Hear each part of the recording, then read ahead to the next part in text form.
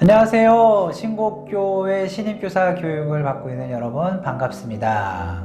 이번 강의는 세 번째 강의입니다. 세 번째 강의 제목은 신곡교회 교육목회 커리큘럼과 교회 학교 규정에 대한 내용입니다. 좀 딱딱한 부분이기는 한데요. 저희 신곡교회에 교육목회 커리큘럼이 있습니다. 그리고 신곡교회 교회학교 규정이 또 있습니다. 이 부분에 대해서 여러분들이 먼저 숙지를 하셔야 교회학교 교사로서 이 커리큘럼과 규정에 맞게 여러분들이 생활할 수 있기 때문에 꼭 필요한 부분이라서 여러분들이 좀 잘 들어줬으면 좋겠습니다. 여러분, 이 교육목회 커리큘럼과 교회학교 규정을 들으시면서 좀 딱딱한 부분들도 있겠지만 꼭 필요하니까 좀 많이 숙지를 해주셨으면 좋겠습니다. 먼저 교육목회 커리큘럼에 대해서 우리가 좀 보려고 하는데요. 신곡교회 교육목회 커리큘럼은요, 제목이 성장과 비전을 이루는 프로젝트입니다. 그래서 줄여서 성장 프로젝트, 비전의 전, 성장의 성을 따서 성전 프로젝트라고 이야기를 합니다.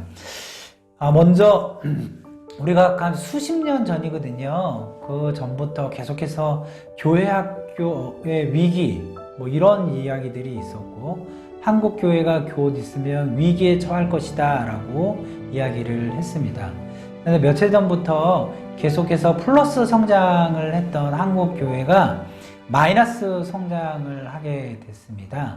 그리고 계속해서 또 튼튼했던 교회 학교도 점점점 그 수가 줄어들게 됐죠. 우리 통합 측의 좀 통계 자료를 보더라도 1년에 몇만 명씩 줄어드는 그런 상황들을 우리가 볼 수 있습니다. 이렇게 위기에 처해 있는 현재의 우리 한국교회의 모습 정말 심각하죠.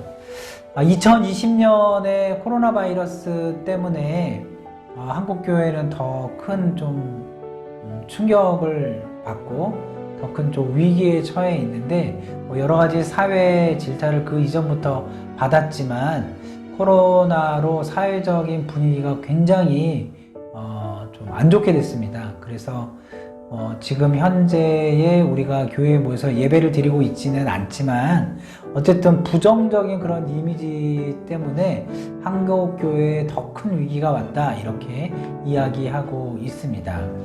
신곡교회도 계속해서 좀 성장세를 계속해서 이루었는데, 이 코로나 이후에 지금 정확한 통계가 나와 있지 않지만 어쨌든 한국교회에 속해 있는 교회로서 위기에 직면한 것은 맞습니다. 그리고 교회학교만 보더라도 저희 교육모부에 속해 있는 부서가 유아부, 유치부, 유년부, 소년부, 중등부, 고등부, 그리고 청년부까지 7개의 부서가 되어 있는데, 여러 가지 이유가 있겠지만 지금 현재에는 유아유치부, 유소년부, 그리고 중고등부, 이렇게 세 부서가 교모부에 속해 있습니다. 청년부는 올해부터 교모부에 속하지 않고 독립된 조직으로 지금 편성이 되어 있어서 올해 2021년부터는 신곡교회 교모부에 속해 있는 부서는 세 부서입니다. 성장과 비전을 이루는 프로젝트, 성전 프로젝트의 핵심적인 내용을 좀 보기 위해서는요, 좀 이런 부분들이 좀 필요한 것 같아요. 신곡교회 교회학교가요, 교모부가 이렇게 6부서에서 각 부서마다 다 노력을 열심히 하죠. 부서마다 열심히 예배도 드리고 아이들 관리도 하고 함께 기도하고 전도도 하고 이런 역할들을 했는데, 다른 교회도 마찬가지지만 신곡교회의 교무부의 좀 한계라고 한다면 연합과 연계성에 좀 부족한 부분들이 있더라고요. 그래서 살펴보면은 좀 부서 간에 좀 연합이 되지 않고 부서 간에 경쟁이 되고 그리고 부서 간에 연계성이 또 없어서 적절한 좀 효과적인 부서 관리라든가 아이들 관리가 이루어지지 않은 부분들이 좀 많이 있었습니다. 그래서 성전 프로젝트를 통해서 좀 효과적인 그런 교사 교육이 좀 필요할 거다라고 좀 생각이 되어졌고, 그리고 각 부서마다 좀 연계할 수 있는 연합체적인 형성을 이루는 것이 중요하다라는 것들이 좀 포함되어 있습니다. 그렇게 좀 진행이 돼서 교회 학교 전체가 하나의 유기체로서 흘러가는 것이 우리 성전 프로젝트의 큰 핵심이라고 이야기할 수 있습니다. 그래서 그림에 나와 있는 것처럼 유아유치부, 유소년부, 그리고 중고등부가 공동의 목표를 이루기 위해서 함께 가는, 그래서 교회 학교에 속해 있는 모든 교사가 연합해서 함께 교회 학교를 이끌어가는 공동체, 그것을 바로 성전 프로젝트라고 얘기할 수 있습니다. 교회는요, 크게 5대 영역으로 나눌 수 있습니다. 지금 표를 보시는 것처럼 예배, 교육, 전도, 교제, 봉사 이렇게 되어 있습니다. 이 5가지 5대 영역은요, 전체로 보기에는 신곡교회에서 이 5가지 영역을 실행을 하고 있고, 작게 보자면 각 부서에 해당하는 부서에서도 이 5가지 영역을 다 합니다. 유아유치부만 보더라도 예배를 드리고 있고요, 교육도 하고 있고, 전도와 교제와 봉사도 함께 이루어지고 있습니다. 유소년부나 중고등부도 마찬가지입니다. 이 성전 프로젝트의 중요한 핵심적인 그 상황은 아까도 얘기했듯이 각 부서가 별개가 아니라 교무부에 속해 있는 모든 부서가 하나의 유기체로 함께 흘러가는 것이 핵심입니다. 그래서 지금 그림처럼 이 3개의 부서가 분리되어 있지만 각자 따로 노는 것이 아니라 함께 공동의 목표를 삼아가는 것, 이것을 우리가 좀 중점을 둬야 됩니다. 그래서 지금 보시는 것처럼 유아유치부, 유소년부, 그리고 중고등부를 새싹교회, 그리고 나무교회, 열매교회로 명칭을 해서 새싹교회인 유아유치부에서는 교회의 5대 영역 중에 예배, 그 다음에 교제, 전도에 더 집중을 하는 거죠. 그리고 나무교회에서는 예배, 전도, 교육, 그리고 열매교회인 중고등부에서는 예배, 교육, 그리고 봉사, 이쪽에 집중을 하는 겁니다. 이렇게 5개의 영역 중에서 3개의 영역씩 집중을 하는 이유는 한 부서에서 모든 그 교육에, 그 다음에 예배의 열매를 맺는 것이 아니라 유아유치부부터 시작을 해서 중고등부를 하나의 커리큘럼으로 봤을 때 마지막 중고등부를 졸업하고 청년이 되었을 때에 이 5대 영역이 골고루 다 교육이 되어져서 하나의 좀 독립된 장성한 분량의 믿음을 가진 청년들이 될 수 있도록 우리 교무부에서 함께 연합해서 교육에 힘쓰자 하는 의미가 담겨져 있습니다. 그래서 각 부서마다 필요한 그런 영역들에 좀 더 집중을 해서 교육을 했을 때 보다 좀 효과적인 교육이 일어나지 않을까 하는 그런 생각들이 있습니다. 그래서 먼저 유아유치부, 새싹교회부터 좀 보면은요, 이 시기는 좀 초보적인 자기의식이 자리를 잡는 시기입니다. 그래서 이 시기 때는 특히 다른 사람들과의 관계를 통해서 옳고 그름, 그 다음에 선과 악, 사랑과 정의, 겸손과 정의 등 좀 품성이 잡히는 그런 시기입니다. 그래서요, 새싹교회에서는 좀 뭐 교육을 하거나 아니면 뭐 교제를 하거나 예배를 드릴 때 이런 어떤 품성을 가지는 것에 집중을 해서 하나님의 형상대로 지음을 받은 그런 어떤 인간의 품성을 습득할 수 있도록 하는 것이 중요합니다. 다양한 활동들을 통해서 한 12가지의 품성을 교육과 활동 프로그램을 통해서 습득할 수 있는 것들이 좀 필요합니다. 그리고 또 하나는요, 이 시기에 가장 중요한 것은 교회가 참 재미있는 곳이다, 교회가 오기에 좋은 곳이다 라는 긍정적인 이미지를 심어주는 것이 중요합니다. 그래서 이 부분을 좀 집중적으로 좀 다루어서 교회가 오면 좋은 곳, 그런 이미지를 아이들이 심어줘서 이곳에 아이들과 함께 올 수 있도록 이끌어주는 것이 필요합니다. 이 부분이 제대로 형성되지 않으면 아이들이 교회에 오는 것들을 좀 힘들어할 수 있습니다. 요즘에 점점 새로운 곳에 가는 것, 특히 이런 조직에 들어오는 것들을 힘겨워하는 아이들이 굉장히 많거든요. 그런데 이렇게 유아기 때에 교회에 긍정적인 이미지를 심어주면 이것이 뭐 유소년부나 중고등부에 갔을 때 긍정적인 영향을 주는 것들이 있기 때문에 이 시기에 교제 부분에 있어서 좀 힘써주는 것들이 필요합니다. 두 번째, 나무교회 유소년부는요, 세계관을 형성하는 시기입니다. 인지 능력 발달에 따라서 좀 추리와 사고가 좀 가능해지고, 그리고 좀 창의력과 좀 논리성 뭐 이런 것들이 형성되는 시기입니다. 그래서 이 시기 때에 기독교 세계관을 심어주는 것이 중요해요. 기독교 세계관을 심어주게 되면 이것이 평생 그들의 삶의 자리를 잡고 흔들리지 않기 때문입니다.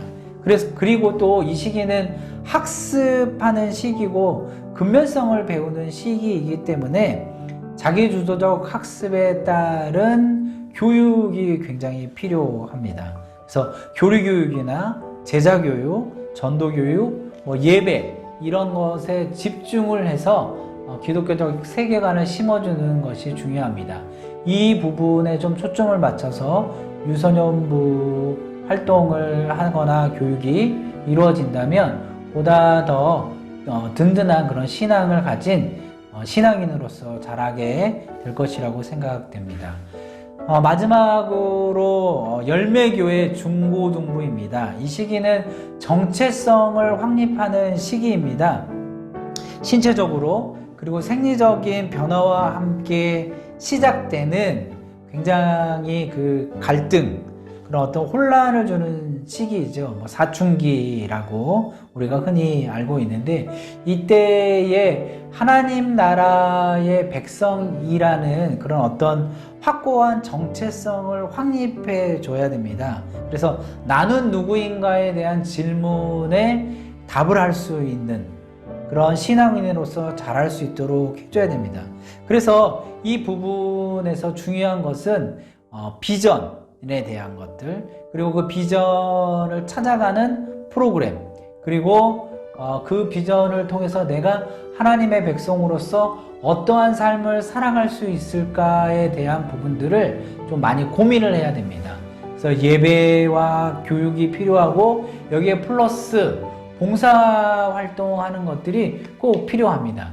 이 부분이 들어가야 이제 내가 정말 하나님의 백성으로서 어떤 삶을 살겠구나 하는 그런 어떤 정체성들이 이루어지게 됩니다.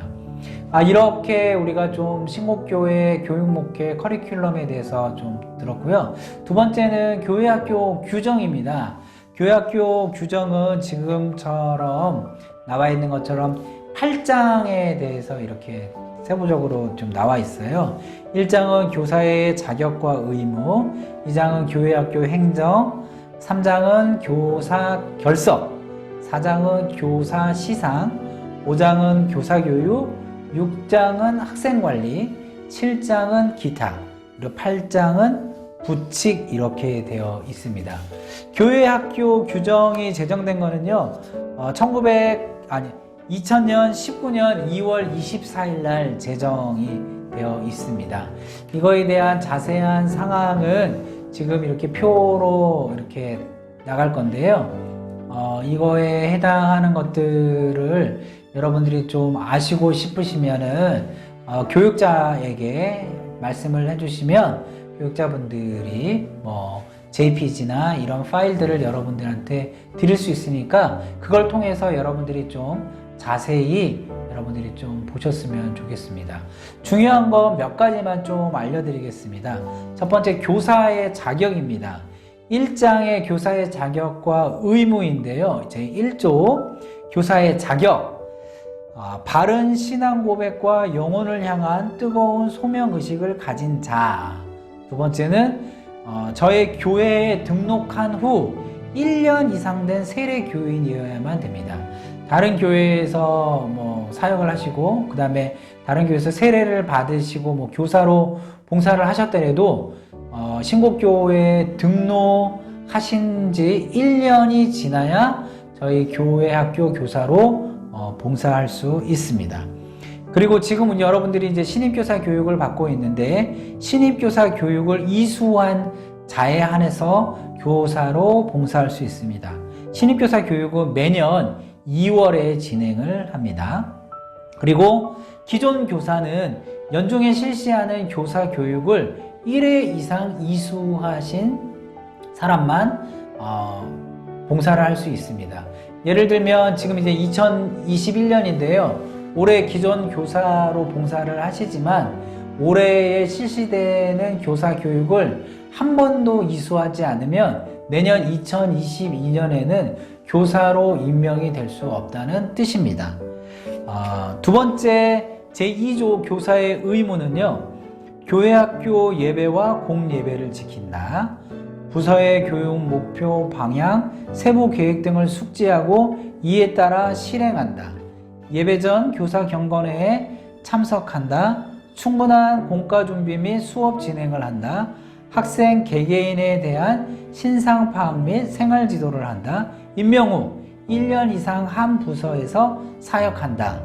그리고 마지막, 교사 교육을 성실히 받는다입니다.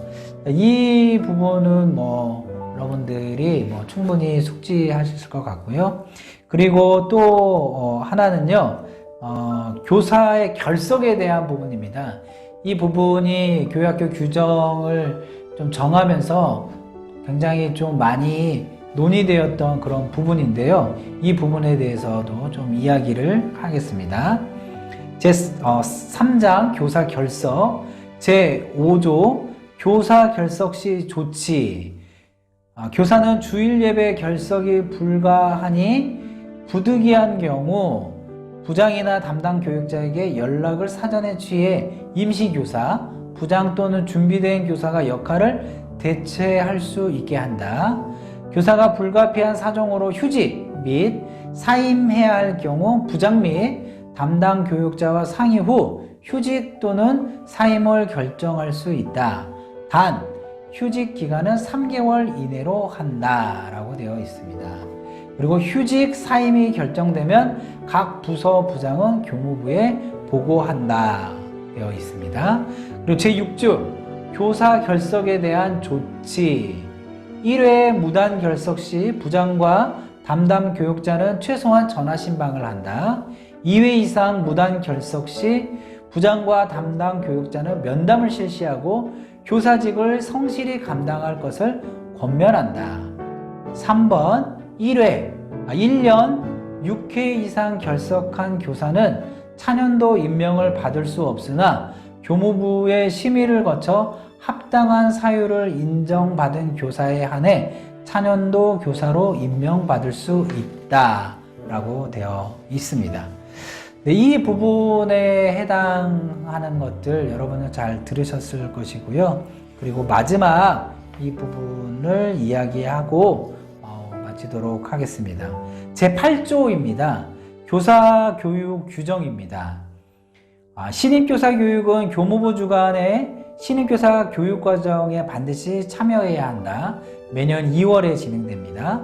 교사는 교무부 주관의 교사 교육과정 1년에 3회에서 4회차, 1차에 3회에서 4회 교육과정이 진행되는데 이 교육과정에 성실히 참여한다.